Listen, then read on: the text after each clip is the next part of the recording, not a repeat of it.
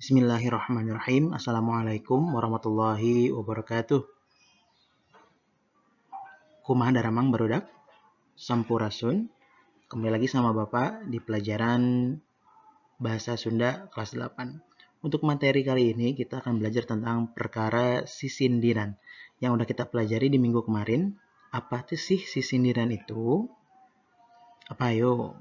Oke, kita sebelum masuk kita lihat dulu slide selanjutnya. Nah, Bapak sapa dulu, sampurasun, kumaha kabarna? Semoga sadaya sehat sadayana ya. Barudak, kita akan langsung masuk ke pelajaran yaitu naon sih sisindiran teh. Sisindiran asalna tina kecap sindir, artina omongan atau caritaan anu dibalibirkeun atawa henteu tokmol. Sisindiran itu asalnya dari kecap sindir atau dari kata sindir. Artinya omongan atau ceritaan anu dibalibirkeun atau dibelokkan maknanya, dibelokkan maksudnya atau tidak dilangsungkan ya, henteu tokmol.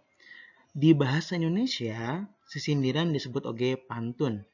Aya oge bahasa atau istilahna tempat sindir. Bukan sindir ya, tempat sindir nyaeta kalau dalam bahasa kita mungkin disebutnya dengan berbalas pantun. Jadi sindiran itu apa? Sindiran itu adalah pantun atau tempat sindir berarti menjadi berbalas pantun. Ya, berarti sudah ngerti ya pengertiannya. Selanjutnya anak-anak, wangun sisindiran. Nah, sisindiran atau bentuknya atau struktur sebuah pantun dalam bahasa Sunda itu bagaimana? Sisindiran kauger dibatasi ku purwakanti. Purwakanti itu kalau kita ingat lagi di kelas 7 udah belajar, purwakanti adalah kata yang sama atau bukan katanya tapi suara yang sama yang ada di ujung kalimat dari tiap barisnya. Ya. Jumlah engang, suku kata. Jadi suku kata dalam sebuah sisindiran sudah ditentukan, tidak boleh lebih dan tidak boleh kurang. Dina unggal jajar, jajar itu bisa disebut juga dengan padalisan. Padalisan itu disebut juga dengan baris, ya. Jumlah padalisan dina unggal pada. Kalau biasanya sudah yang sering yang umum dalam satu bait itu pasti ada 4 baris. Atau dalam bahasa Sunda bait itu kan pada. Dalam hiji pada ada aya 4 padalisan. Dalam satu bait ada 4 baris. Ya. Sisindiran asup kana karya sastra wangun ugran. Nah, jadi yang perlu kita ketahui adalah bahwasanya sisindiran ini, pantun ini termasuk dalam bangun puisi, dalam struktur sama seperti struktur puisi anak-anak. Ya, bisa dipahami ya. Selanjutnya anak-anak, jenis-jenis sisindiran. Nah, kalau kita lihat dari strukturnya, dari bangun kalimatnya dan isinya juga, sisindiran ada 3 golongan, ada 3 jenis, ada 3 macam. Yaitu yang pertama ada rarakitan, yang kedua ada paparikan, dan yang ketiga ada wawangsalan. Yang pertama rarakitan, yang kedua paparikan, dan yang ketiga adalah wawangsalan. Langsung kita jelaskan apa sih rarakit itu.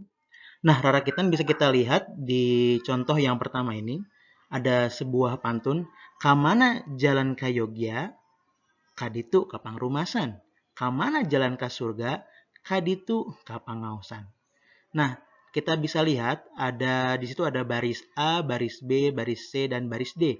Baris A dan B itu disebut dengan cangkang. Sedangkan baris C dan D disebut dengan esi. Ya, baris A dan B itu adalah cangkang, baris C dan D adalah esi. Nah, dilihat lagi di sini, sisindiran di luhur keasup karena wangun nerakitan. Jumlahnya aya sapada, lihat itu ada sapada, ada satu bait. Yang satu bait itu terdiri dari mana? 4 padalisan atau 4 baris. Kenapa sih disebut dengan rarakitan? Coba diperhatikan di kata awalan di baris yang pertama ada kata kamana.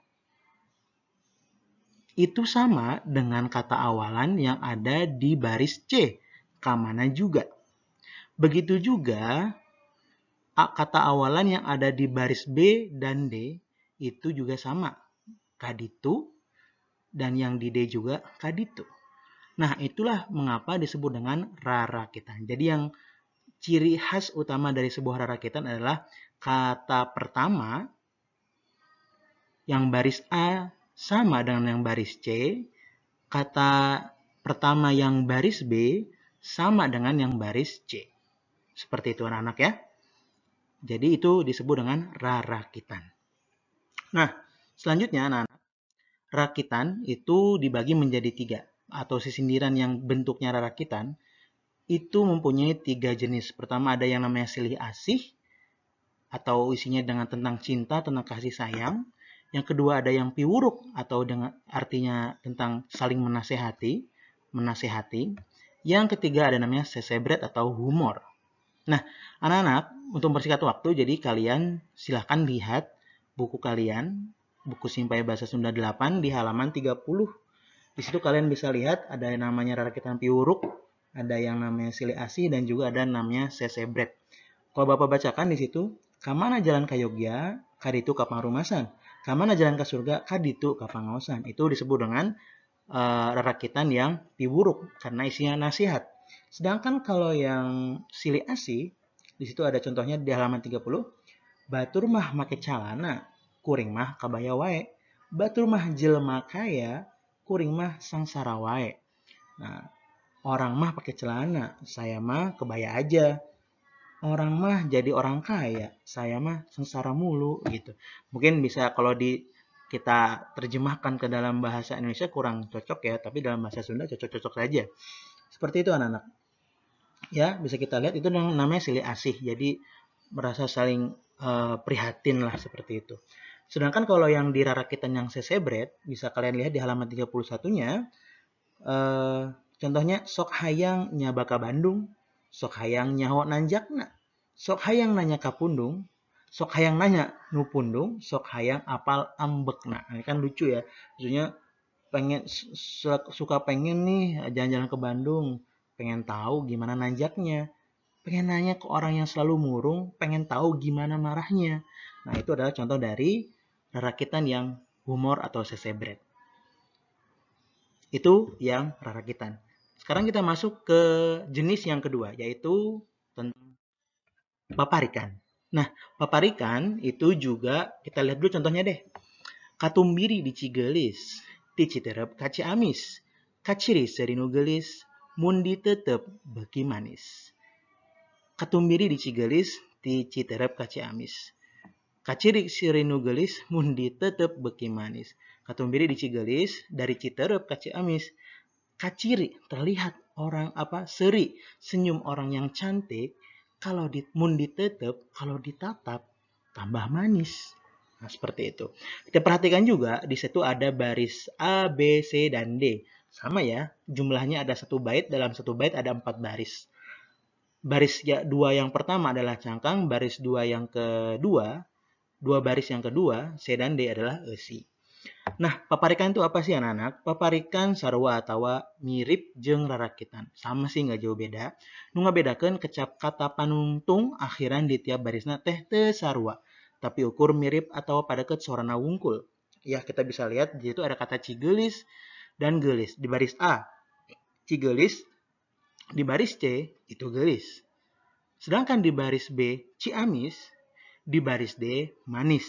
Nah, itu maksudnya adalah secara kata memang tidak sama, tapi suaranya sama. Ataupun strukturnya hampir sama. Cigelis, gelis. Ciamis, manis. Nah, itu adalah contoh dari paparikan. Ya, anak-anak. Kalau rarakitan itu awalnya, kalau paparikan itu akhirannya. Kalau rarakitan itu depannya harus sama. Kalau yang paparikan depannya tidak harus sama, tapi akhirnya harus agak-agak mirip seperti itu anak-anak. Ya, bisa dimengerti. Semoga kalian mengerti semuanya. Nah, sekarang kita bisa lihat ada berapa jenis sih paparikan itu.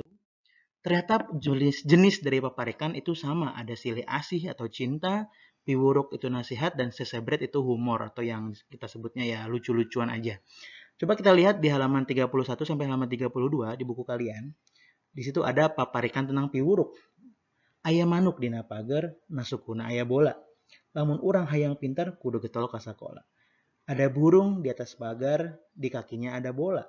Kalau kita pengen pintar, harus rajin ke sekolah. Itu yang piwuruk.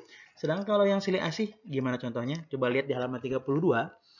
Katumbiri di Cigelis, ti Citerep, kaci amis, kaciri serinu gelis, mun ditetep beki manis. Tadi udah Bapak jelaskan ya. Sedangkan kalau yang paparikan, yang sesebret, atau yang lucu, yang humor, kalian bisa lihat di halaman 32, cau naon, cau kulutuk di juru, bau naon, bau nu hitut di juru.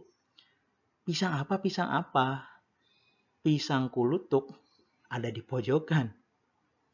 Bau naon, bau apa, bau nu hitut di juru, bau yang kentut di pojokan. Nah, itu adalah dari jenis dari paparikan yang sesebret atau humor. Kalian bisa lihat nanti di halaman 31-32, oke? Selanjutnya, kita masuk ke jenis yang ketiga. Nah, wawangsalan. Sedangkan kalau wawangsalan ini sangat jarang sekali sih dipakai. Wawangsalan itu juga bisa disebut sebagai kayak tebak-tebakan. Bapak bacain dulu ya. Wawangsalan teh nyaeta karangan anu diwangun ku sindir jeung eusi. Wawangsalan bisa disebut oge tebak-tebakan. Jadi kalau wawangsalan itu lebih simple, dia tidak ada 4 baris, tidak sampai 1 bait, tapi cuma 2 baris aja. Lebih condong ke kayak tebak-tebakan. Contohnya di bawah ini ya. Mesin ketik elektronik dipakena kuno pinter. Udah cuma gitu doang. Jadi nggak ada tambahannya lagi. Nah, ya udah kita tebak apa sih kalau mesin ketik elektronik yang dipakainya sama yang pinter. Oh, berarti komputer. Udah gitu aja. Jadi itu adalah jenis dari wawangsalan. Emang jarang banget sih dipakai, tapi ya Bapak jelaskan tidak terlalu detail, cukup gini aja. Nah, anak-anakku sekalian, jadi itu adalah pengertian dari sisindiran. Bapak review ulang ya, ada sisindiran. Sisindiran itu apa tadi? Bisa kita sebut juga sebagai pantun, dibatasi oleh namanya purwakanti, suku engang, suku kata, ya kan semuanya ada purwakantinya juga segala macam. Kemudian jenisnya ada yang rarakitan, paparikan, dan wangsalan. Nah, paparikan itu seperti apa? Tadi udah dijelaskan kalau paparikan itu adalah akhir katanya yang sama, sedangkan kalau rarakitan adalah awal katanya yang sama. Sedangkan kalau wangsalan lebih condong seperti tebak-tebakan aja. Nah, anak-anakku sekalian, semoga apa yang Bapak sampaikan bisa dimengerti dan semoga bermanfaat untuk kalian. Tetap semangat belajarnya walaupun dari rumah. Hatur nuhun sadayana, hapunten lamun aya kelepatan. Wassalamualaikum warahmatullahi wabarakatuh. Hatur nuhun barudak sadayana.